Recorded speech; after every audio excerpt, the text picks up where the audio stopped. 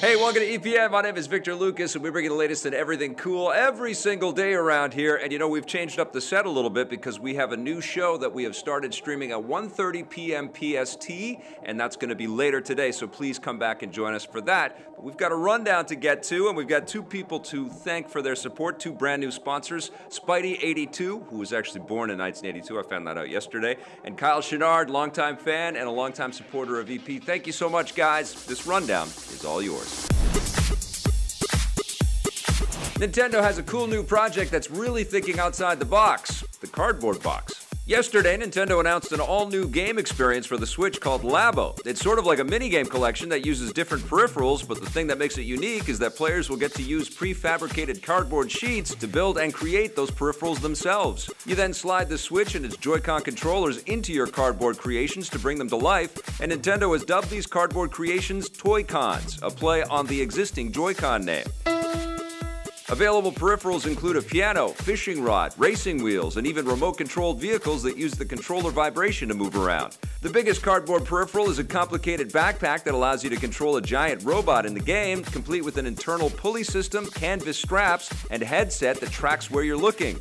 Nintendo of America President Reggie Fils-Aimé says that Labo is designed to inspire curiosity, creativity, and imagination in people of all ages, so they're looking at this as a family experience that will bring old and young together.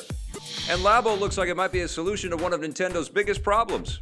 The company is notorious for having severe supply shortages whenever they launch a new product, with Nintendo lowballing sales estimates to avoid manufacturing more units than they need. Labo could solve this problem. There's virtually no risk because cardboard sheets are relatively cheap to make, so Nintendo should be able to make more than enough to meet demand. We'll get to find out when Labo hits stores on April 20th. It's worth pointing out that making them out of cardboard is also a lot more environmentally friendly. As for the price, there will be two different options because Labo will be available in a pair of separate kits. The first, called the Toy-Con Variety Kit, will include all the peripherals with the exception of the robot backpack and will cost $70 US. That might seem like a lot for cardboard, but the price also includes the accompanying software. As for the robot backpack, that's available by itself in the Robot Kit, which costs $80 US and includes its accompanying software as well.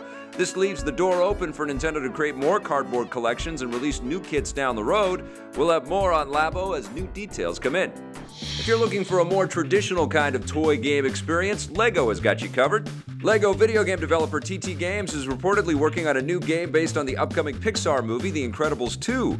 According to comicbook.com, the unannounced game is currently in the works at the studio and will be released around the same time the film hits theaters this summer. If previous Lego games are any indication, players can expect to take control of all of their favorite Incredibles characters, and it also wouldn't be a surprise if the game recreates events from the original movie and not just the sequel.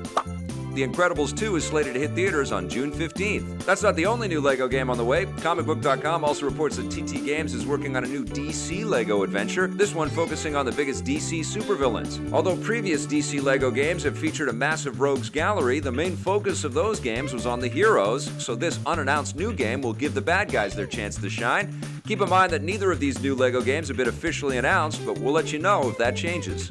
And the best DC villains are getting another adventure of their own. Warner Brothers and DC Animation have unveiled Suicide Squad: Hell to Pay, their latest straight-to-video animated adventure. It will see familiar Suicide Squad anti-heroes like Deadshot, Harley Quinn, and Captain Boomerang risk their lives to retrieve a powerful mystical object, which sounds similar to the plot of the recent live-action Suicide Squad movie and pretty much every other Suicide Squad tale for that matter. Hopefully this movie is a big improvement over the live-action film though, and there's a good reason to think it will be. DC's animation team has been on a roll, with recent outings like Justice League Dark actually getting better reviews than Justice League on the big screen. Suicide Squad: Hell to Pay will hit home this spring.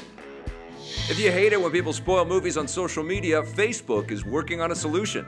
The social network is working on a new feature that will block film and TV spoilers from your feed. This will really come in handy for those of you who had The Last Jedi or season finale of Game of Thrones ruined before you had a chance to see it yourself. Facebook's head of global creative strategy, Ricky Van Veen, says they're creating an algorithm that will automatically filter spoilers, although he didn't say exactly how they'll know when you've had a chance to see a particular film or television episode. The new algorithm is currently being tested, but there's no word on when it might go live to the public.